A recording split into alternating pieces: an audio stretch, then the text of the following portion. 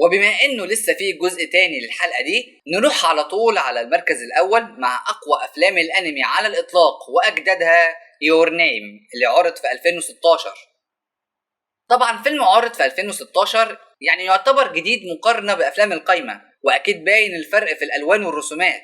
هنا اجمل بكتير قوي عن الافلام اللي فاتت، وغالبا بسبب المناظر الخلابة والجميلة جدا اللي في الانمي.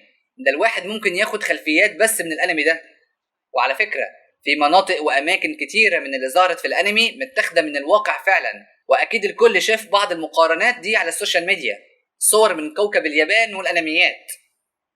المهم الأنمي ده أخد جوائز كتيرة جدا، وكمان واخد مركز الحاجة و80 في قائمة أقوى الأفلام في التاريخ على موقع IMDb.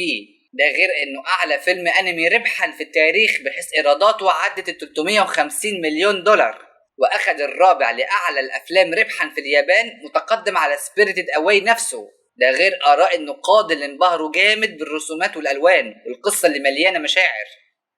وقصه الفيلم المثيره جدا عن ميتسوها اوتاكي، شاب وشابه عايشين في بلدان مختلفه، وهيحصل تبادل ما بين اجسامهم كل كام يوم كده، بحيث ان الولد يعيش بجسم البنت والعكس صحيح.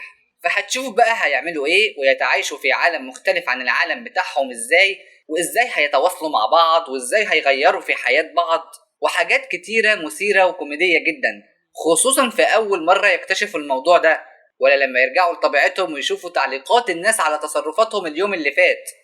مسخرة والله. بس الفيلم فيه حاجات مش ظريفة كده تعتبر خارجة، خصوصا لما يكتشف كل واحد منهم انه في جسم التاني. اكيد الكل فاهم قصدي. عدا ذلك الانمي ما فيهوش حاجة على حسب ما اذكر، بس لسه فيه كتير جدا في القصة. حوار النيزك ده، وحتة انهم يبقوا متواجدين مع بعض في نفس المكان بدون ما يفتكروا بعض، وحاجات كتيرة جدا مش ناوي احرق للي ناوي يشوف الفيلم.